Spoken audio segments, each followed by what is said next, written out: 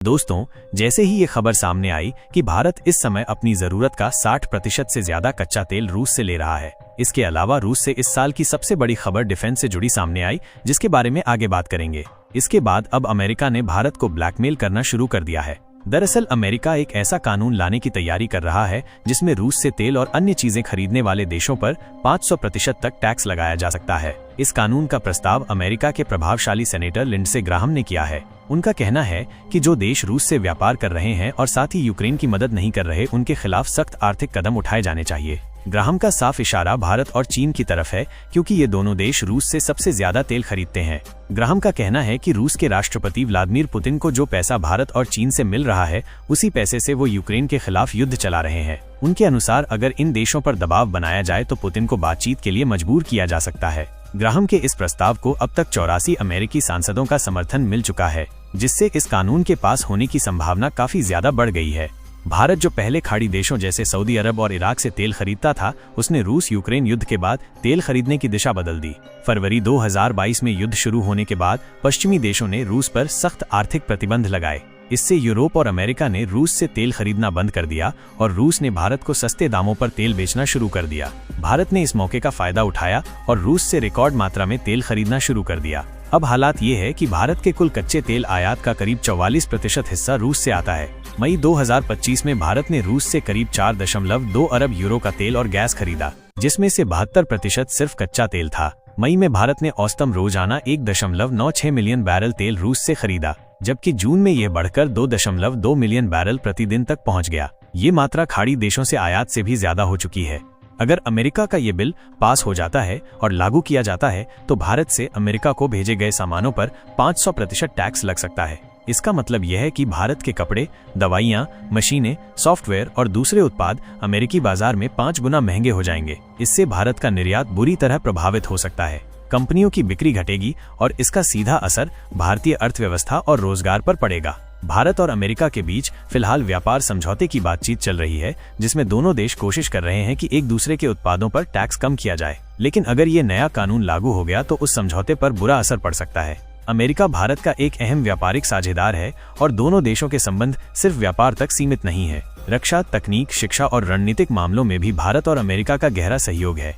Donald Trump की तरफ से भी इस बिल का समर्थन किया गया है। हालांकि बिल में ये प्रावधान है कि राष्ट्रपति चाहे तो इस कानून को लागू करें या ना करें। इसका मतलब ये है कि राष्ट्रपति को ये अधिकार मिलेगा कि वो किसी देश को छूट दे सकते हैं। ट्रंप को ये टूल पसंद आया है क्योंकि इससे वो रूस पर दबाव बना सकते हैं और यूक्रेन युद्ध को खत्म करने के लिए बातचीत शुरू करवा सकते हैं। कुछ अमेरिकी मीडिया रिपोर्ट्स के अनुसार ट्रंप प्रशासन इस कानून में कुछ बदलाव चाहता है। इससे राष्ट्रपति पर दबाव नहीं होगा कि वो अपनी मर्जी से निर्णय ले सकते हैं। इसका फायदा ये हो सकता है कि भारत जैसे देशों को छूट दी जा सकती है। रूस ने इस पूरे मसले पर प्रतिक्रिया दी है। रूस के राष्ट्रपति कार्यालय के प्रवक्ता ने कहा है कि सेनेटर ग्राहम रूस के कट्टर विरोधी है और उनके विचार पहले से सबको पता है। उन्होंने कहा कि ऐसे प्रतिबंधों से यूक्रेन युद्ध खत्म नहीं होगा बल्कि और बढ़ सकता है। उन्होंने अमेरिका पर तंज कसते हुए कहा कि अगर ये सीनेटर के ऊपर होता तो अब तक अमेरिका रूस पर बहुत सख्त कार्रवाई कर चुका होता। भारत के लिए यह स्थिति बेहद नाजुक है। एक तरफ रूस से सस्ता तेल खरीदना भारत के लिए फायदेमंद है, क्योंकि इससे पेट्रोल डीजल सस्ता होता है और सरकार को भी राहत मिलती है। लेकिन दूसरी तरफ अमेरिका जैसे बड़े साझेदार के साथ रिश्ते बिगड़ने का खतरा बना हुआ है। अगर भारत को अमेरिका से छूट नहीं मिली तो भारतीय उद्योग और अर्थव्यवस्था को बड़ा नुकसान हो सकता है।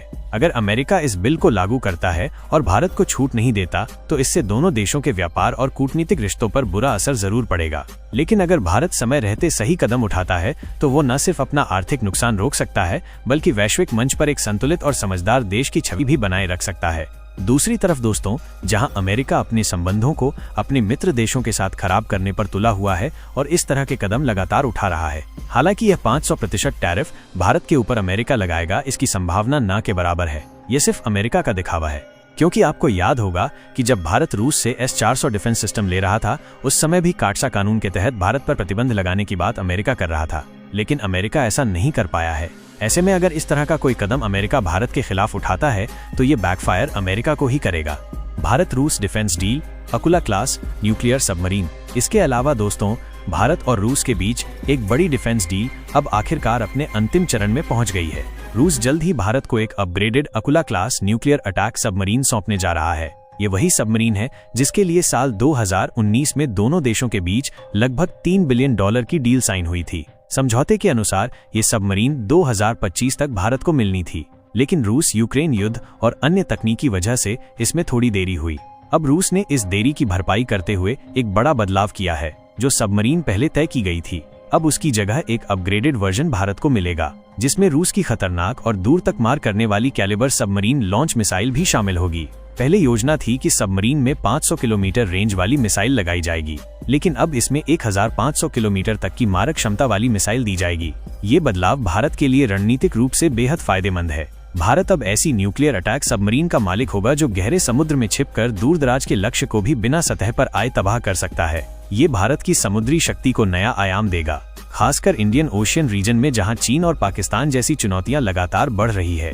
अकुला क्लास सबमरीन की बात करें तो ये रूसी प्रोजेक्ट 971 के तहत बनी है। इसका वजन करीब 8000 टन है और ये 30 नॉट्स की स्पीड से पानी में चल सकती है। वहीं इसकी गहराई में जाकर काम करने की क्षमता करीब 530 मीटर तक है और इसमें लगभग 70 से अधिक क्रू मेंबर की टीम तैनात होती है। ये सबमरीन दुनिया के सबसे बड़ी तो नहीं है, लेकिन अपने काम और खामोशी में ये बेहद खतरनाक मानी जाती है। इस डील का सबसे बड़ा फायदा ये है कि भारत को एक ऐसा हथियार मिलेगा जो न सिर्फ दुश्मनों को चौंका सकता है, बल्कि भविष्य में भारत की स्वदेशी न्यूक्लियर सबमरीन प्रोजेक्ट को भी गति देगा। फिलहाल भारत के पास INS अरिहंत और INS अरिघट नाम की 2 SSBN सबमरीन्स है, लेकिन इस कैटेगरी में भारत का अनुभव सीमित है। इस रूसी सबमरीन से भारत को तकनीक, संचालन और रणनीति के स्तर पर काफी कुछ सीखने को मिलेगा। साथ ही ये डील भारत के उस प्रोजेक्ट 76 को भी सपोर्ट करेगा, जिसके तहत देश में 6 स्वदेशी न्यूक्लियर अटैक सबमरीन बनाने की योजना है। जिस तरह की मिसाइलें रूस इस अपग्रेडेड सबमरीन में देने जा रहा है वो ट्राइड एंड टेस्टेड है। रूस ने इनका इस्तेमाल सीरिया और यूक्रेन जैसे कई युद्धों में किया है, यानी भारत को सिर्फ तकनीक नहीं, एक भरोसेमंद हथियार मिल रहा है। अब सवाल उठता है कि डिलीवरी में देरी क्यों हुई? तो इसका सबसे बड़ा कारण था रूस यूक्रेन युद्ध। इस युद्ध ने रूस के डिफेंस प्रोडक्शन और लॉजिस्टिक चेन को काफी प्रभावित किया। इसके अलावा कोविड-19 के कारण वैश्विक स्तर पर हुए सप्लाई चेन डिस्टर्बेंस और भारत द्वारा मांगी गई कुछ खास तकनीकी स्पेसिफिकेशन ने भी इस देरी में भूमिका निभाई। ये भी पहली बार नहीं है जब भारत ने रूस से न्यूक्लियर सबमरीन ली हो। इससे पहले भी भारत ने INS चक्र और INS चक्र सेकंड को रूस से लीज पर लिया था। INS चक्र सेकंड को 2012 में लीज पर लिया गया था और 2021 में वापस कर दिया गया था। अब ये नई सबमरीन जब भारत आएगी तो ये देश की रणनीतिक ताकत को 3 गुना बढ़ा देगी। इससे भारत की सबमरीन आधारित न्यूक्लियर त्रिकोण और ज्यादा मजबूत होगी और ये देश को इंडियन ओशियन रीजन में एक स्थायी समुद्री प्रभुत्व स्थापित करने में मदद मिलेगी। बहरहाल दोस्तों, भारत और रूस की इस दोस्ती के लिए कमेंट बॉक्स में एक जय हिंद जरूर लिखिएगा। साथ ही अमेरिका की तरफ से प्रस्तावित 500% टैरिफ पर आपकी क्या राय है? इस पर अपनी राय जरूर दें और ये इन्फॉर्मेशन आपको अच्छा लगा हो तो अपने परिवार और चाहने वालों के पास जरूर शेयर करें और वीडियो को एक लाइक करके एम्पल जी के चैनल को सब्सक्राइब जरूर करें। जय हिंद, जय भारत।